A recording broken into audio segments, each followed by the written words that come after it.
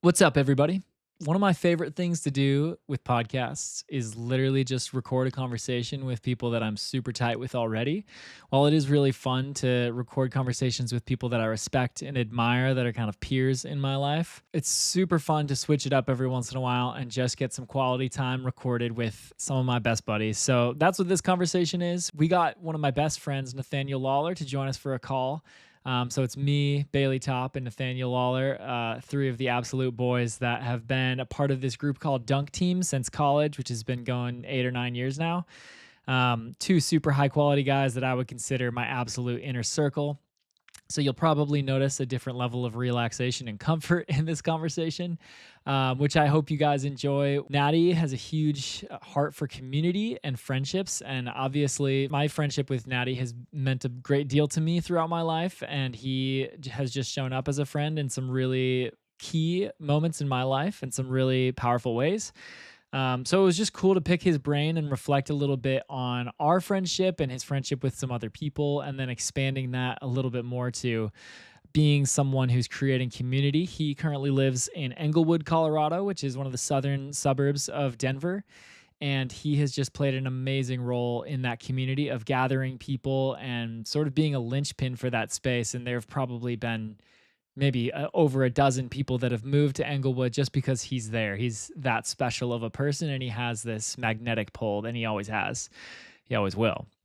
So anyway, I think you guys are going to really enjoy this conversation. For those of you who already know Natty, there's going to be some funny little inside jokes, and you'll probably get a lot more of what we're talking about than the average person might. But either way, whether you know us well or know us very little, this conversation was really rich. There was some vulnerable stuff that we shared, talked a little bit more about career and the issues with working in construction. Natty has a construction job and has been struggling with different things for a while. He's actually middle of transition right now for a job. So anyway, I can stop yapping now. I'll let you guys get right into this conversation, but I'm glad you're here, glad you're listening to this. And without further ado, here's Nathaniel Lawler and Bailey Top. Well, hey everyone, welcome back to the iLights Creative Podcast. That was way more animated than it needed to be, but we're glad you're here. Today, Bailey and I have a very special guest, Dr. Nathaniel Lawler. Mine is the doctor. He's not actually a doctor, but in our hearts, he is. Natty Goes Fast. Exposing he is a doctor in our hearts. He also is Natty Goes Fast. That is his Batman identity. He started a YouTube channel called Natty Goes Fast, where he demonstrates his prowess in the backcountry snowboarding realm and also mountain biking, perhaps. But anyway, Bailey and I are really stoked to have Natty on the podcast as our guest today. He is one of both of our closest friends for over 10 years now. Have we hit 10 years yet? It's probably 10 this fall, actually. Yeah, 10 as we speak. It was Bailey, fall 9. Of 2014 when I first met Nathaniel. He was a freshman at the University of Colorado Boulder. I was a sophomore, and he showed up to a house party that was being hosted at my house. And he knocked on the door and I answered it, and we had about a 45-minute to hour-long conversation just right off the get-go. First person I met in Boulder. That we were going to be let's go Buffs. It was pretty apparent that we were going to be really good friends right off the get-go. So, Natty, we're super glad you're here. Thanks for joining us for a fairly informal but hopefully educational and inspirational conversation. We're glad you're here. Oh, sick. A lot of Asians there. Yeah, no, this is a lot of Asians. Wait, is this Epi 1 or episode 000? This actually technically is episode 2. So Bailey and I recorded our first episode a couple weeks ago, and we're going to start releasing them actually next week. So you can check it out on Spotify, Apple Music, all the places. Wherever you YouTube. get your podcasts. Wherever you get your podcast, we'll be there. Sick. So, dude, you're at ground zero, basically. We're just starting up, and in case you're new here, which you probably are because so are we. Absolutely am new here. Bailey and I are starting this podcast basically to just talk about things that we care about as a company, as iLights, and also just as people. We love helping people tell their stories and also living better stories, and we are just really stoked to have people on that have taught us to live better lives. And Natty, you are easily one of the first people that would come to mind for me when I ask who those people are in my life. So anyway, yeah, we're going to figure out as this podcast goes and evolves what really is going to be the focus, but we're starting fairly broad with just having some of our best friends and people in our lives on. So we're rough drafting right now. We're rough drafting. We're out here. Wait, so tell Natty, me what did making the podcast with what you guys are doing in business, where did that idea come about of like, here's what we're doing as a business, and now it makes sense to maybe do this podcast as a result, or maybe it doesn't make sense and you're just sending. That's a great question, and I honestly want to focus this conversation on asking you, Dank, questions. So I'm going to be really brief in answering that. Reverse but I want to get back to Dank Natty combos. So we as an agency and as a company love podcasting because it's a really amazing way to expand your network and also to create tons of content without necessarily needing to plan anything. You just get on a call with people who are good at conversations and care about what you care about, and it's just a really low effort way to make content that then is divisible into short form content. So we just think it's a huge win, and we've just started realizing we're helping our clients do that, and we should probably eat our own dog food and do that ourselves. So no, that's sick. I haven't heard that before. Yeah, that's a new phrase. 100%. Practice what we preach. Yeah. Be a dog and eat like a dog. I prefer the I'm a dog eating my own poop. Yeah. Bailey, would you add anything to that? No, I mean, I think the practice what you preach of like, hey, we really believe in this for our clients, and we want to take advantage of this great, way to put ourselves out there and create content, and get to just hang out with really cool people. So that's I think that typically the person that we're helping grow their business is, they're very much a focal point of what they're doing. It's not a distributed thing where a bunch of people are delivering services. It's typically there's a personality, and we want to get that person in front of a camera and get them recording. So that's sick. Yeah, that's it. That's kind of like, hopefully we were able to answer that pretty quickly. Dude, and then we do have. Go ahead, Natty. I was just going to say, no better way to start than with the boys. And I'd also like to say, since I'm guest number one, that makes me potential co-host 3, most likely to be. I'm top of the running, which is sick. But no, if we ever decide that it's rather than 2 people interviewing all of our guests, 3 people is better. We'll just keep adding people. Eventually, it'll just be all of Dunk Team, like our entire small group. Sick. Like, hey, is it cool if our friend group of 9 people interviews you on our podcast? That's so sick. Also, you guys just have the hack too, because whenever you don't have anyone on, you just call up one of the boys and we just chill, but record our chill. For real. I'm sick. there. Well, so Natty, one of the main things that we wanted to talk about in our conversation with you today is just this idea of friendship and community, which is something that I think is I'm starting to realize is a bit of a hot topic just for the time that we live in, because I think people are really struggling, especially in our age group, to build community, to build strong friendships, and to know people deeply and be known. So I want to get to like the origin story of our friendship, because I think there's a lot of like interesting things to reflect on there. But I actually want to start more currently with the fabric of our friendship now, which is mostly revolving around Fortnite games.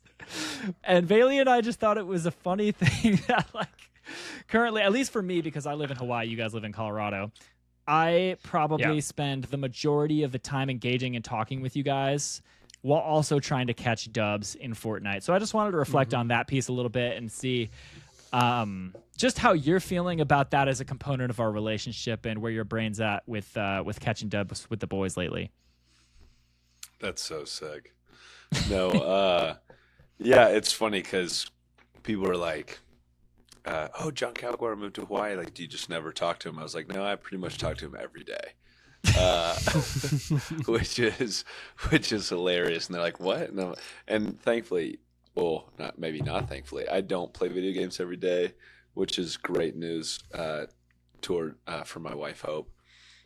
But No, yeah. I think it's funny because video games is so sick because it's a low stakes task that we have to complete together, but we just get to goon around. So no, I've really The collaboration is intense. No, it's sick, and it's like you feel like you're doing something that matters that doesn't matter at all. That's so real. And then when you can remember that it doesn't matter, but still kind of enjoy that twinge of a dub whenever that Vicroy pops up, it's pretty fun. So lots of hilarious moments. I think Mike, one of our other friends, his wife Cal put it best where she was like, I just don't get it. Like Mike gets done playing Fortnite with you guys and walks upstairs and he's just glowing. He looks happier than he ever is. And I think so there is this like entrenchment in camaraderie, like that's different than just like John being in Hawaii and we're catching up. It's like we're doing something together, which is so fun. And I think that also like in Christ. Oh yeah, absolutely. The collaboration component, you said that, I think is what makes that so fun, which has also been like the meat of, I would say, like all of our friendships is like we're doing something together. Like you copy and paste something, but it's not just like I'm like knowing more facts about you or so. Video games has definitely been that, which has been so fun. So fun. I mean, hearing Bailey call different people that are dropping in on him KFC workers, like, and for if there's anyone who ever listens to this, they need to know that Bailey is an elite level player, God tier, S tier, and just like is so funny. So I find myself laughing a lot when we play, and then there's the group text too, which is just hilarious, insane. Yeah, Natty, something that I realized the other day that I think is one of the funniest things about my life these days is like obviously Bailey joining and helping build iLights Creative has been like a huge, like groundbreaking thing for me, life-changing. And both of us, I don't know if you were actually on this game, but we came to the realization on one game that the idea for that to happen originated from a Fortnite game. So sad. Like we were just playing and I was just talking about like what I was doing with my business and challenges I was facing, ways I wanted to grow. And, Bailey is like in the middle of just whipping 360 no-scope headshots and is just like absolutely charging all of these people, making people look like bots when they're really not. He's calling out one shot like... He's literally quarterbacking our team, and in the midst of that, he's like, "Hey, actually, like I've been wanting to do something independent too, and like I've been wanting to start, help someone build something, and I've been wanting to use this skill set, and I don't really like my corporate job." So sick. So, and he suggested it literally in the middle of a game, and that suggestion turned into a call, which turned into a couple calls, which turned into a full-fledged co-founder situation, which is just hilarious to me. So, the birthplace of all good ideas. Do we need to give? No. Sorry, finish your thought. Well, I just think that's hilarious, and I just would love to hear more from your perspective. Like, what is it like to have your life changed in a pretty drastic way from a Fortnite game? I think it's funny. I think we probably need to reach out to Epic Games and give them at least a 1% ownership in the company and just kind of deliver value to the shareholder. But no, I mean, I just think it's really funny because like sometimes we'll get on Fortnite and in all reality, like you don't really connect. Like you play and it's kind of intense and like you try to have a conversation, but like you just get distracted by playing Fortnite and then you get off and you're like, oh. But then other times, like, yeah, you'll like, I don't know, you just get in like a little bit of a flow state. You're just kind of just destroying people without even thinking about it and just chatting about what's coming next in life or like how was your weekend or whatever. And I think that's where the gold is, and it was really fun to, like, I think you suggested, John, shortly after moving to Hawaii that, hey, like, I'm going to be playing Fortnite, like, we should, you guys should all get it, like, it'll be a fun way to connect, and it worked. And it really has turned into that, and it's, we've had a ton of fun, and yeah, I don't know if there's a ton to say about the fact that our, that idea came from, from us playing Fortnite, but I think it's worth saying that, you can connect in ways that will surprise you, and Fortnite is definitely one of those. I think our wives look at it as like the silly thing we do, but They it is. hate it. It is. They hate it. But there's real substance there, and it's really fun. Like it's been weird becoming an adult and realizing like, okay, video games are actually still part of my life. I think I keep thought growing thinking up. I'm graduating from them. Yes, I always thought like, oh, like I would have to give this up at some point because that's what adults do, but No. it hasn't happened. It's like I Probably will have never. a child, I have a mortgage, I have a wife, and I have a 3.5 KD repeating. 10% win rate. Just sick. No, Something to adulthood is maintain. not what I thought it would be. Yeah. So Yeah. sick. So anyway, it's yeah. been a huge blessing lately to catch those dubs with you guys and to have an entire business deal come out of it. So hopefully it's not the last business deal that comes out of it. We could see entire empires rise and fall from Fortnite games. Down. Yeah. Down.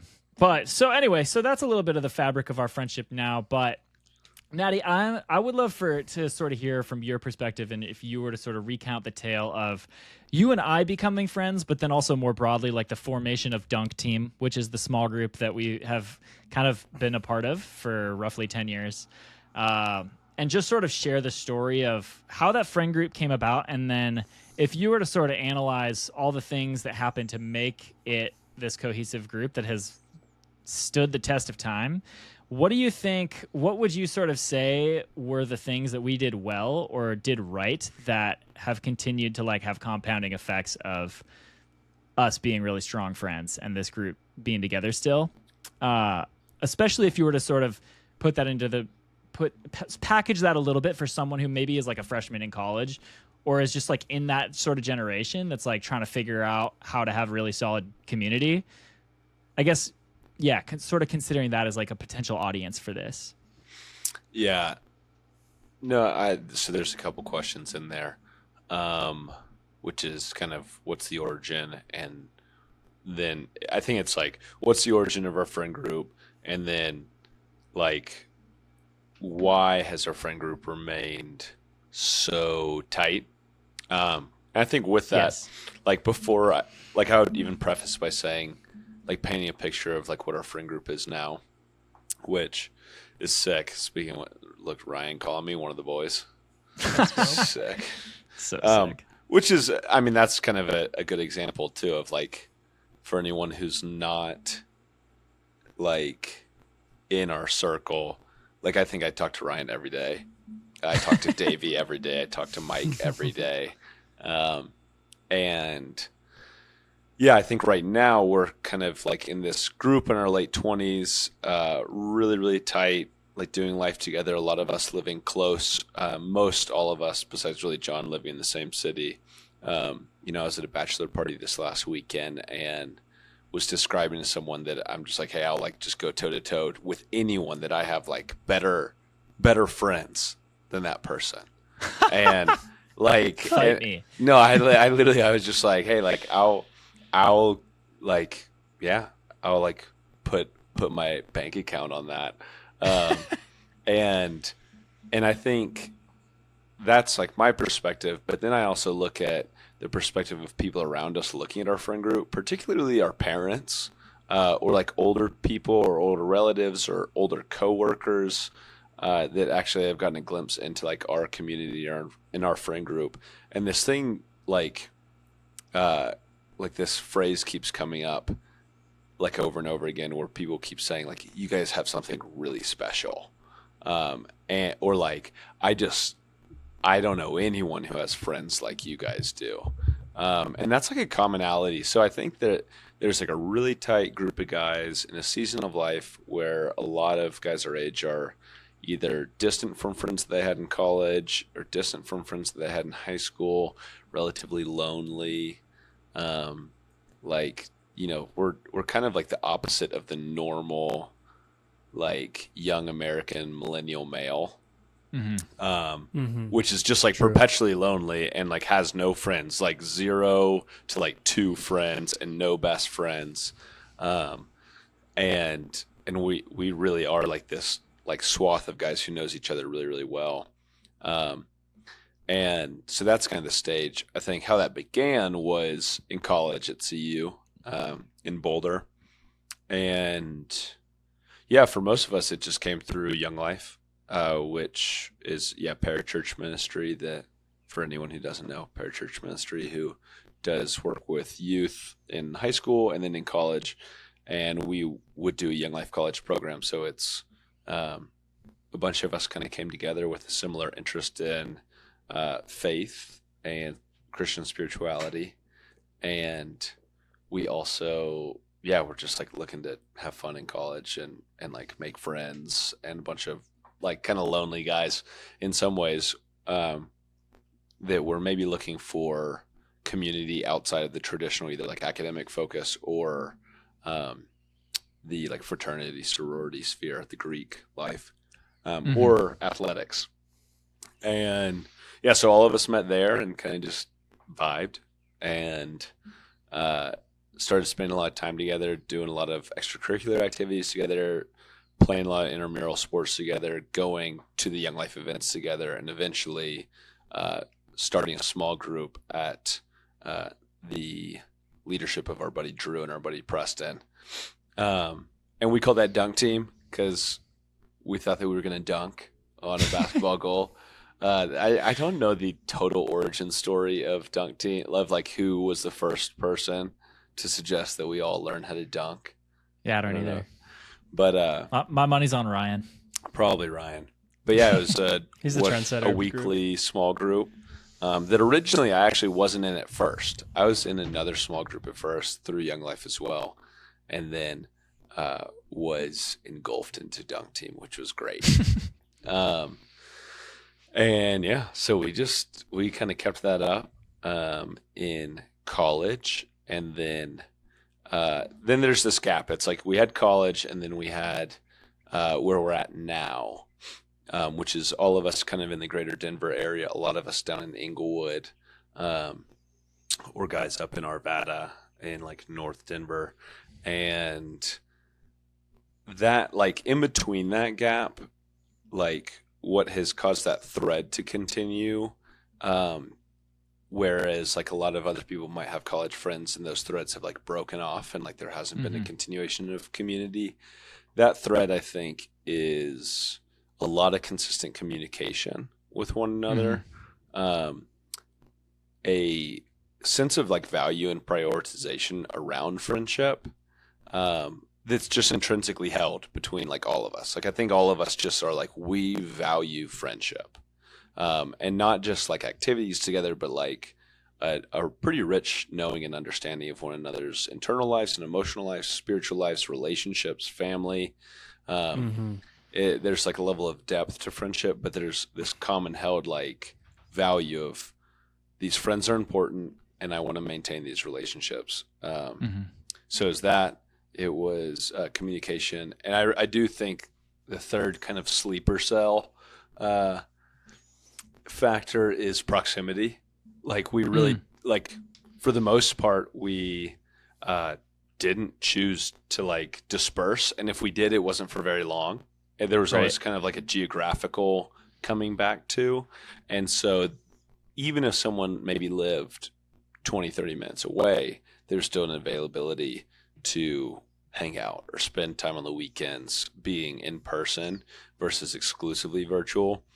This is a shout out to John so that he moves back from Hawaii. And shout out to John for driving like 45 minutes all the time to show up to Dunk Team. Yeah. You were the one outlier who was like kind of outside of the. Yeah. It's true. So I appreciate that, Bill. This is actually an intervention. Bailey and I are hoping to talk with you, John, about moving back immediately because you're not respecting the third tenet of our friendship. Dude, I'm just trying to get the center of gravity to be firmly on the north shore of Oahu so that eventually the squad is just parked. Oh, God. That would be amazing. But yeah, proximity was a big thing. You know, after college, hardly anyone really moved away. And then there were a few stints where, you know, like John went to Hawaii. I was in Birmingham for a little bit. Trying to think, Mike wasn't here yet. He came in later. Like most everyone was around.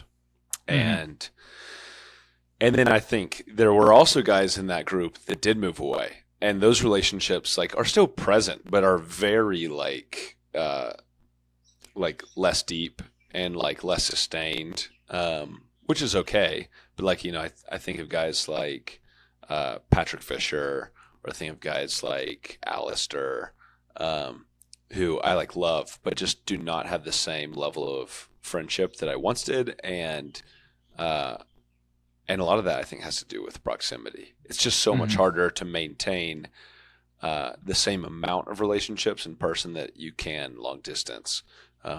So, yeah, I think that like those three factors to me are like the reason why we still have a group of friends that older people, our parents, our coworkers look at and are like, whoa. Like, and a lot of people look at it and they're like, can I come kind of join you guys? Like, can I be a part of this? Which, that's like the Mikes who kind of were like swept into our group. And then like a lot of the people down here in Inglewood, I feel like are just kind of like drawn in, like, John Ace, Ryan's buddy who he met on the Colorado Trail, like came and visited and we're like, this group of friends is amazing. Can I be a part of this? And it's like, yeah, for sure. Yeah. So that's kind of my analysis of it. That's sick. I'll hop in and I'll highlight that I feel like at the core, like the proximity, I think is a foundational thing. Like if somebody were not in that city or that space when one of those happened, like either the beginning in college or like when John, you were like, hey, everybody, let's jump back in and be like committed to this group again. It was all people who were in the Denver area. Yeah. But I really think that there's probably ways, I know Natty, your dad has done it like remotely. And the thing that ties those people together, which I think you hit on, is just the desire to know somebody like in their internals and their emotional life and their spiritual life and like really all the aspects of their life rather than just like, let's go grab a beer or go bowling or we have something in common. It's like we both desire to know each other deeply. And I think that, I don't know, I guess it would be an encouragement to any guys listening, like give that a try. Like maybe you haven't even thought before that it's worth like pursuing, like really knowing another guy in that way and at those deeper levels. But I think that's really what has like led to the success of these groups and really just the long-term connection is like, we all want to show up because it's not for us. It's like, we want to be known. Yes. But we also want to know. So yeah, I think that was a really sick thing that you hit on. Yeah. Yeah. I love that, Bailey. And totally agree. Natty, I would love to sort of be able to speak into that persona that you sort of named. That's the guy that's sort of the millennial that's our age that maybe he got married, has kids, settled down, and then like lost that connection with some of the people some of the friendships that they had from when they were younger and are maybe just kind of finding themselves living in some urban area, suburban area, and just feeling like they're starting from scratch again. Like, I know you talk to a fair amount of people like that, which are typically the people that are really magnetized to your community and your friend group. Because like you said, like a lot of people are lonely right now. What encouragement do you normally give to someone like that? Or if someone's listening right now that feels like they're kind of starting from scratch and has seen the disintegration of a lot of their older friendships, yeah, what would you normally like encourage someone into that's sort of our age group that is struggling in friendships right now? Yeah. Man, that's a good question. Well, I mean, I think if that's like a hypothetical that I'm running, the first thing I would think to do is like call your old friends. Like, yeah, I would almost like ditch the like proximity piece, like off rip, and say like maybe that comes later in like more like mature communities and friendships. But like if someone's just like, hey, I got nothing, like, and I'm totally disconnected, my thought would be just like calling the last good friend you had, and like asking that person how they're doing and asking if you can share how you're doing. And, I think Scott Galloway, John knows I love Scott Galloway. Bailey also knows I love Scott Galloway, economist, professor at NYU. But he, talks a ton about like modern male loneliness and like has some pretty like harrowing statistics around that. But, his advice to guys is just that. Like, it's, hey, like, call one of your friends, ask them how you're doing, then say, how are you really doing? And I think that's kind of the sentiment, is like a willingness to dig deep with the last person who you've dug deep with, or maybe just the last person you felt comfortable with in friendship. And then I think from that, I would say, like, friendship begets friendship. So if you can start there as a person of saying, I'm cultivating friendship with someone who I already have some groundwork with, and then asking that person, bless you, asking that person to encourage you and hold you accountable to build friendships with people around you in proximity. I just think that's so much easier. Like, if you can have like someone alongside of you that's like you're building a friendship with, who's also encouraging you to like keep doing that. And yeah, I think just asking good questions, being curious of people is like so helpful for friendship. Like, John, I think that's something you do really well. And we have a friend, Candace, who does that really well. Like,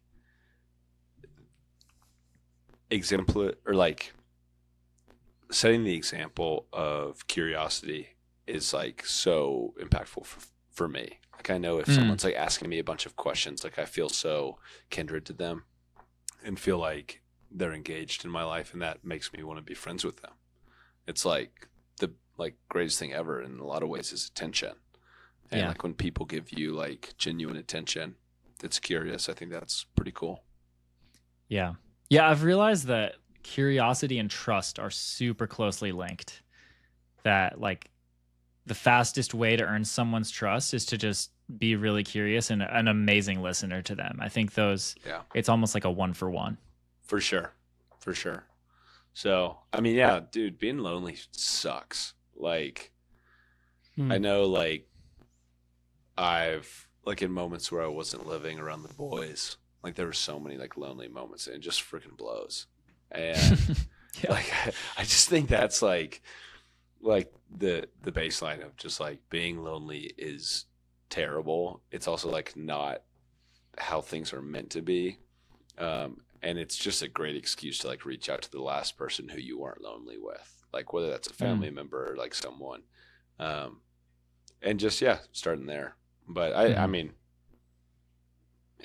I feel like we're super lucky that we're like, a lot of us have not been super lonely in friendship, because we got the boys, we got Fortnite, we got Dubs. Yeah. It's even cool to see, like, we just went through a period of time with Dunk Team where we were meeting regularly, and then what usually happens is after that season of 2 or 3 months, something like that, we'll kind of let it go for a couple of weeks, and it's funny to see, like, someone will reach out like, hey, when are we meeting next? And another person, hey, when are we meeting next? And like all of a sudden that momentum of like, I really value this, and I think that maybe it's not loneliness, but it's like there's a little bit of that there of like, I want to be connected again. Like, when are we meeting again? And that like energy is kind of always coming back and reminding us that we do really desire this. And for sure. And I think that probably there's a lot of guys out there, the people that you're talking to, Natty, that are thinking that's to some level, like, I want that something like that, or I want some friendship. Who do I reach out to? How do I do it? And that's like the hardest first step. So totally, it's a really great encouragement. Totally. When it's, remembering like that we have had a group of friends that has taken 10 years to curate to what it is now. Right. Like 10 years of a lot of time, like a ton of hours together.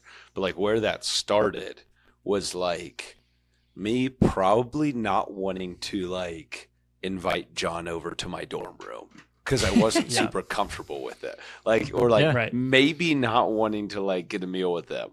Like, cause I'm like, I don't really like, this was like, I met the guy who was sick, but like, I'm like, but I'm not like, I'm all in for friends. It's just like, hey, like you just kind of start with a little bit. I remember, I went to see you from Knoxville, grew up in Tennessee, and had a really good group of friends towards the end of high school. And remember thinking like, oh, I'll never have a better group of friends than this. Like graduating high school, I'm like, here are all my groomsmen. Like if I ever get married, like it's these guys, and it's like, and I still like I saw a couple of those guys this last weekend, and still love them. But it was funny because I remember feeling like it took 8 months for me in Boulder of like day in, day out, seeing the same guys, the guys who I'm now great friends with, before it really felt like I had friends. Yeah. Like, Yeah, I feel that. but it was 8 months. It was like an entire school year. Like it was towards the end of the school year where I'm like, Ryan and Jackson are my friend. John is my friend. Like Drew is my friend. Yeah. And they're still not as good of friends as I am with these high school guys. Like, and so it's good to like reflect on that of just like, it just takes time and a lot of repetition and like good conversation and curiosity, like you're saying, John. Yeah. You mentioned our mutual love for Scott Galloway and just his continual campaign against male loneliness, which I just like freaking appreciate and just feel really inspired by. And he's definitely brought up some really gnarly statistics on why people are lonely and what makes people lonely and how many people are lonely right now. Yeah. And I am curious from like your personalized perspective from your corner of the block in Denver, how do you see loneliness playing out? Like, have you seen a shift personally in the last, like even since COVID, in the ways that people get together and how often they do? Like, how does loneliness look from your perspective in Denver? You're saying like macro in Denver? Yeah, sort of macro. Like, what are the things you're paying attention to and noticing that have shifted and have kind of put up barriers between people? Oh man, that's a good question as well. I don't know. I'd have to probably think about that a little bit more. I can give a rough draft answer. That's fine. In a lot of ways, I think a lot of things have returned to the pre-COVID normal. Mm-hmm. Denver is kind of a microcosm in a way that it's like very transient, and also as a community of younger people who are very active. So like you have this huge like population of people who like are really interested in sports or activities or being outside. And so I see a lot of people on the outside in Denver not being super lonely. I'm sure if I like was to like get into it, maybe more like, and I don't know, because I also feel like I probably have a bubble of people. It's not like I'm seeing the swath of everyone in Denver. Sure. Right. Like a lot of the people that I'm around, I think really, really value communities, friendships, gatherings, shared activity. And even amidst that, there are still people who are lonely, who maybe feel like emotionally lonely. Even though they're like with friends. Yeah, and maybe that's kind of the answer that I would go to is like more people were probably emotionally lonely or spiritually lonely, or lonely in this sense of not feeling known, but are activity rich and are event rich, but it only goes so far. Like if you're doing an activity with a bunch of people who you're like, I'm like, I'm this chronically depressed person and no one in this group at this party knows it. Like you can only feel like so known. So I think that's kind of something I see in Denver. A good amount is probably like a loneliness that looks like that. Trying to think like what else in that sense of just like macro level loneliness in Denver. Yeah, and also I'm sure there's just a lot of people who are very like lonely to themselves and don't know where to go and like don't know where to start. But yeah, I think the transient nature of Denver like probably would make a lot of people. I would love some like stats on this. Like I need to get Davey to run a poll or something like that.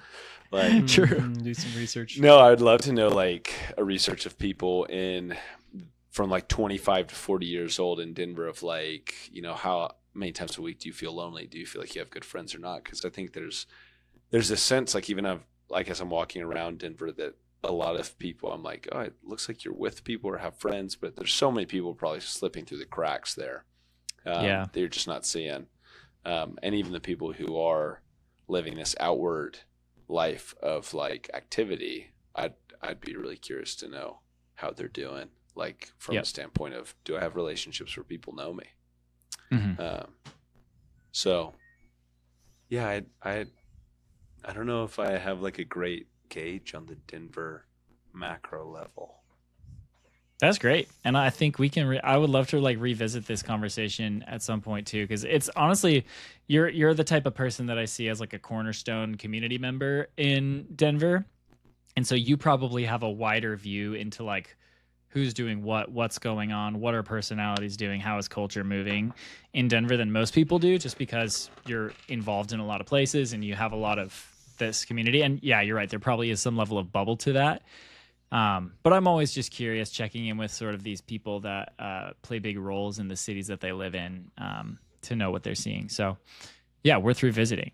Natty, this is a bit of a shift in the conversation, but like something that's really current in your life that I would love to sort of hear more about and pick your brain on is your like recent career shift. And like you just put in your 2 weeks, like, I don't know, what was that, a week and a half ago? Yeah. Next Friday, last day, 13th. Yeah. So Dude. that's something I'd love to So hear stoked. about with you. Like what was on your mind that led up to that decision? And then how are you thinking about your career moving forward and just career in general? What was on my mind leading up to that decision? Not like a lot of great thoughts. I think there was a lot of dread leading up to the decision and a lot of like persistent dissatisfaction. I was working construction project management, had been in the same role for 3 years. And I think I just got to this place with work where I was like plagued by boredom. Yeah.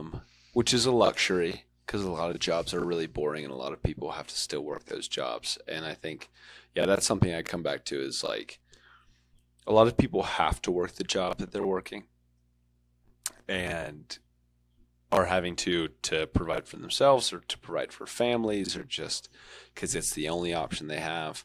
And I really believe there's a ton of honor in that. I think then I'm in this place where my job has provided for me in a way where I am allowed to ask the question and have the privilege to ask the question of, do I want to be doing this? Or can I be doing something else? And that it is 100% privilege. So in that, I think I was listening to my boredom more, and I was like, I'm so bored of this job. I'm doing the same stuff. I've optimized the job. I feel like I understand this environment. I don't feel like I'm learning.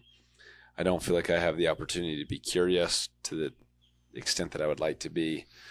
And I think because of that and the repetitiveness of my job, also construction is brutal and emotionally immature. And, we kind of make the joke that you get things done by either yelling at people or blaming people. That's kind of the ethos of the work environment in construction. And I'm sure if anyone who is working in construction listening to this would probably like laugh at that because I think it's just so true. Like people don't know how to communicate besides blaming or besides yelling. I had 2 or 3 conversations today in my second to last week of work where 2 or 3 people very objectively did something wrong that was their fault and they never admitted it was their fault and spent the entire conversation telling me why it wasn't their fault and why it was hypothetically someone else's fault, and why I should yell at them.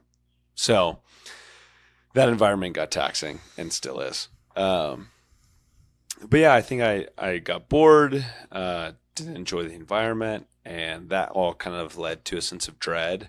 As I would wake up and go to work, it was just this overwhelming sense of like I'm doing something that I don't want to be doing. I'm actively choosing to spend my days and allotting my time doing something that I do not want to be doing. It was like, I think the dread within me was from this interior sense of unalignment. There was like this, I don't feel like I'm being me because I don't want to do this, but I'm still doing it. And sometimes that's a part of life. But at this point, it felt like, I don't know if anyone's asking me to stay. Like, I can pivot if I want. And, yeah, cousin Mike has had this great line that I think he robbed from someone else. He definitely robbed from someone else. That was like, it was, don't live a life that you're trying to constantly escape. And I was like I was imagining escaping my life, and especially, my vocational life. So, I'm kind of the proponent of like, let's try and figure out what the next move is before pivoting out of it. And I just couldn't really, like, my brain was just so fogged down by my work environment. So, I had a lot of people kind of telling me like, hey, you're probably okay just to step away without an idea, and then you can use some time to figure out what to do next. So, that's what I did. Put my 3 weeks notice in 2 weeks ago, and here we are. So next Friday's your last day? Next Friday, out of here. And then the day after that, crewing Mike's Ultra Marathon. That's FG. So sick. Shout out to Mike. Shout out to 50 Mile Mike. Dude, shout out to 50 Mile Mike. Do you have a plan, Natty, of once you have that space freed up and mind space freed up as well? Like what, how you're going to spend your time, and what are going to be sort of the methods you have to figure out what you want to do? 24/7 Fortnite. Great Yeah, plan. no, that's guaranteed to lead to an amazing job. For sure. No, Hope is so scared of That's how I that. found my job. Having an unemployed husband who just plays Fortnite all the time. Yeah, Hope's like, you can't play more video games. And I'm like, watch me. It's like, feast your eyes on my KD. No, the plan, I think it's kind of two-phase. I want to take a couple weeks just to kind of decompress and recoup. So I will try to not spend any time looking for work for a couple of weeks. Smart. And just ride my bike a ton, and I'll go to California with some friends. We'll go surfing and stay at Iz's place. Then there's a backpacking trip with Ryan. So there's some stuff. Probably a lot of time spent outside and moving, and a lot of time spending with Hope, sweet Hope, who's I think at the neighbor's house right now. But yeah, so a lot of time around chilling, and then probably when the 2 or 3 week mark hits, I'll likely start looking for some part-time jobs, like some menial, like coffee shop, bartending, that type of stuff, to set me up to work like 3 shifts a week, to then be looking longer term for like, what's the next move, which will probably be an industry shift, like a total pivot, away from construction. I don't really want to work in construction right now. It would have to be like a really perfect job. Like, it would have to be probably working like with my brother-in-law, or doing something like that for me to want to stay in construction. But yeah, that's like the rough plan. We, got the budget out and made sure that was doable, and it is. So, dude, well, that's awesome. And friggin' shout out to anyone listening that's hiring for literally any role. Nettie is God tier employee. And I swear I won't play Fortnite through work hours. He won't. He definitely won't. Just kidding, I will. But yeah, Natty, if the opportunity even ever opens up for us to work together, it's like, I know what you're capable of. I know that highlights, baby. You're a brilliant dude. So another fun shout out for Natty is he started a Substack a little while ago to write, because he is a really articulate dude, if you haven't already figured that out from just him being on here. And he's just kind of using Substack as a space to share and process things that have been on his mind. So I know vocation, which we've been talking about for a little bit now, that was one of your first big articles that you put out on there and shared some thoughts on vocation and meaning and all that, which is a really brilliant article. So I'll be writing more on my time off. Okay, That's cool. another Yeah, thing I'm I'd really do. looking forward to that. You can hold me to writing on my time off one thing a day. Oh, wow. And publishing On it or just Substack writing or- it Yeah. once a day? Publishing on Substack once a Once day. a day? Yeah, I have the time. If I don't have the time, if I'm Oh, okay, you're if I'm not wild, like man. if I'm not like doing some mega bike ride in him, like I know. totally Well, out I'm of imagining energy. you surfing in California and backpacking with Ryan, and I'm like, good luck. That dude. yeah, that's a good point. I probably won't while backpacking. Maybe I'll take a pen and paper and scribe some stuff down. But like while I'm home here, I feel like Yeah. it is more than like realistic to do like one rough draft a day. Yep. Dude, I love that. Can't wait to tune into it. So hold Yeah, me same. to it. You We will. We'll hold you scurvy to. We will check your wenches. Find My Friends, and if you're in Denver, you better post that day. Good. If you find yourself river surfing and you can't post, you can just post surfing. Okay, sick. Be That's back dope. tomorrow. Yeah. I couldn't write today. Too busy surfing. You should probably do the same.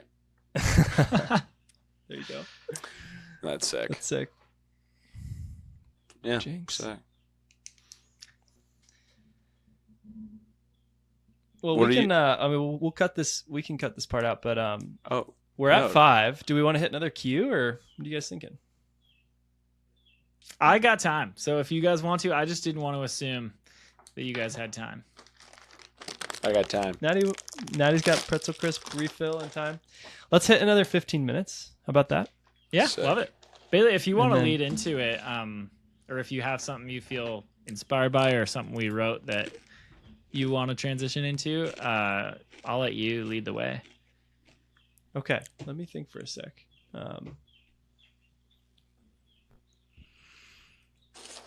When do I get to interview you guys? Whenever you start your own goddamn podcast, boy. After you, man. This Huh. episode's I sponsored think- by Alpha Brain. I don't have a. I'm trying to think of something relevant to what we've been talking about so far. We've talked a lot about Dude, go community off and work. kilter. Go off kilter. We're just the boys. We're the boys talking, no, dude. I know. There's I'm no trying rules. I'm waiting for something to click. I don't know if I have anything off the top of my head. Well, Dude, I I, can do want to it know too what if- it's like being a father, Bailey. I haven't even thought about that. Hope and I are married, but we don't have kids. Obviously, Well, you guys know that. Yep. And I You don't know have that? plans of having kids right now, like in the near future. Like eventually one day I'd like to have kids. But what's been like the surprises for you so far? Oh man, I mean, it's all surprising. You're never prepared for it. I think that it's probably like, I don't know. I think of what you were saying, like it's going to be a full pivot for you, like whatever you're doing next. I think that life does that when you have a kid. And even that sense of curiosity that we talked about, like you quickly learn that my life is different. It's about something else, and it is. Like as a parent, I think when you lose your sense of curiosity if you were to lose your sense of curiosity for your kid, I think it would be really hard to keep showing up to them in a way that's like really wholesome. And like, I think that's what's been really fun. Like the best days and the best times in these last few weeks have been when I've just sat in her presence and just thinking about, what are you thinking about? And like, what's new about you today? And, So sick. and yeah, just maintain that like sense of like I'm just always gonna be learning who you are, because I'm not sitting here pretending that I am like a parent equals child plus their influences on that child, or like child equals influences from parent. Like that's just not it. There's a person in there that's like, when I put her down for a nap, like she's experiencing the world in her own space, and kind of like I don't know what babies think about, but I think a lot about how quickly So true. how quickly like she will have thoughts and will be like really like influenced by the world. I think she probably already is in ways I don't understand, but like within a few months it'll be something that we do understand, of like, oh, she's taking things in. And so I just want to be there for every bit of like how she discovers the world, and like just to help her, help her have space to learn and process and laugh and cry and like all the things that are human, like just, I think that I'm learning that like as a parent, that's what surprised me is you just like any good friend, like you just show up for your kid in all the things that they are when they're having like a great day, an awful day. You just show up for them. So that's been really fun. And so sick. Yeah. I mean, you have no idea who they're going to be. And then they show up and they have this uniqueness about them, like themness. And I just have loved her themness, her faces she makes, like she's way wigglier than any other baby I've seen. Like if she's awake, she's moving. She's just and punching herself. And it's really funny. And yeah, like that's just so fun. So like, why are crazy. you like this? What, like, like let's learn more about this. Oh, it's so cool. yeah, Well, I like just love her we a were ton. babies. Like we are Yeah, 3 also that. grown babies talking on I've a thought about computer that a right lot. now. Yes. And that's That's wild. another black hole you can go down. It's just like, wait, I did this? I went through all this? Because you remember, like, I remember like 5th grade, maybe. I remember 1st grade. But I mostly remember like that too. I have a lot of memories starting around like 4th and 5th grade more of like I lived like 6 years before I like really remember anything, which is so, and like that's when I became me. Like so much of who I am was already in place before I could really remember it. So that crazy. that is just crazy. And just feel super grateful to even have her and for Britt to be healthy and her to be healthy, and there's just a lot of gratitude there as well. And yeah, just can't wait to do it with you guys too. Like whenever kids come around, for you, like I think it'll just be a really fun thing to share and to just watch them interact with each other. And yeah, I don't know. I don't remember what your first question was, but that Dude, I think it was just- what surprised me. Those are all the things there, Natty. That's I missed the sick. camera. That's sick. Yeah, Natty, where are you thanks for guys the at with question. the kids combo? Not in it. Not in the kids combo. No, I Same, think. bro. Yeah, we're just kind of. We had like, I was on a bike ride this morning with another buddy, and we were talking about just like the classic, either first year of marriage is awesome, or first year of marriage is really hard. Like it feels like people like kind of live in a dichotomy when they talk about it. I think Hope and I Yeah. have had like a tough communication based and like conflict based first year. So I feel like we're kind of just in this place of like, why wouldn't we? Let's figure out our dynamic before we invite another human into this. Yeah. Like real. let's get this. It's not like we're ever gonna like perfect it or anything, but it's just like let's get this more locked down and like Yeah. some different things figured out. So I think that's where both of us are. Where we're like let's not have kids right now. But her sister just had a baby earlier this year. Sweet Hallie, we love Hallie. Sweet. And Yeah, so wow. now everyone is asking us when we are going to have kids as well, Mhm. So Which is- classic. which is awesome. I'm like, I don't know. Nunya. How about Yeah. Nunya? None yet. So no, not on the kids train right now. Just enjoying Dude. just finished first year of marriage. Congrats, Now by into the year- way. Yeah, Yeah. dude, true. year Was it 2. last Happy weekend? Annie. It is year 2, day 3. Let's Wow. go. September 2nd. What'd you guys do on Annie? We were apart. Tears. Yeah, Frick. tears, Sadness. tears and It's so devastation. brutal. Did you reunite and celebrate at that time? At dusk. Yeah, no, we did reunite. We were both really tired from our weekends. She was with her college girls as the Okay. bachelor party. So we are celebrating this weekend. We'll probably Nice. go up to Argyle, up to the cabin. Sick. Or, Yeah. just chill, just vibe. Little Eat cabin some, eat sesh. some great food. Go to Chick-fil-A, get 2 sandwiches instead of 1. Oh my gosh, I did that this morning. Let's go. Did that this morning. Dude, Dude, that that's is awesome for you guys. Had that a is coupon. GTO anniversary Oh activity. yeah, no, yeah. You got to get like you finally get the milkshake at Chick-fil-A on your anniversary. Yes. Oh, It's insane. Oh my gosh. dude, those murder. They're so good. Well, boys, I think this is a fair enough point to wrap up. We're just kind of Sick. shooting the shit at this point. Always but got to have a shoot the shit pod. it's important to have. We could probably call this podcast "Shoot the Shit" with John and Bailey. Not a bad idea. The shit. I don't know if we That's get our like little- blocked or banned on like platforms for having an expletive in our name, but Shoot, Guess we'll find out. Chew the poo. all that being said, Natty, dude, thanks for making time for this again. Just really appreciate you being on here, and you know, conversations with you always tend to be pretty dang rich and just enjoyable. So thanks for letting us take one of them online and boast about our sick ass friendship with you. So psyched. Yeah. Now, if you guys ever need a third co-host, will soon be employable. That's so sick. And Bailey, you got any thoughts to wrap up? Sorry, actually, I totally cut you off there, Natty. What were you saying? I do think we should do a Fortnite pod. Like where we have to talk while we play, Yeah, and we and could. but Allowed to answer call out. answer really complicated questions. Yeah. Yeah, well, what we It's like could Hot do Ones. is like continue record, like basically set up a computer where you're recording like this, how we are now, but then just have the game running separately. And yeah, dude, it would be kind of like Hot Ones, where you're like, Yeah. there's something that's very clearly pulling your attention away from the conversation at hand, but you're also being asked the best questions of your entire life.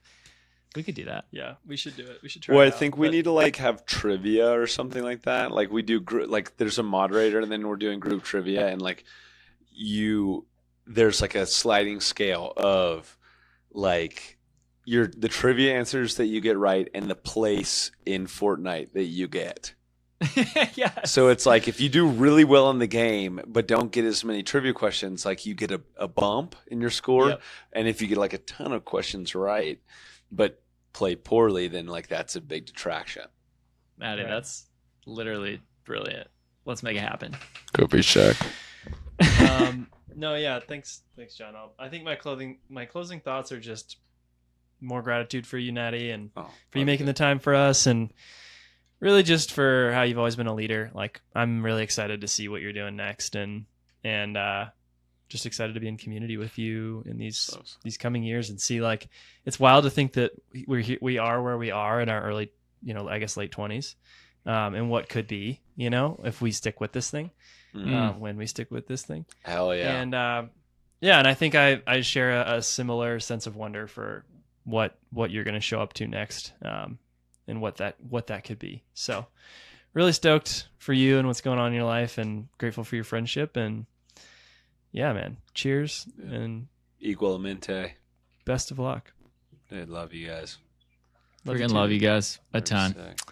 Till next time, boys. See you on the island. See you on Fortnite.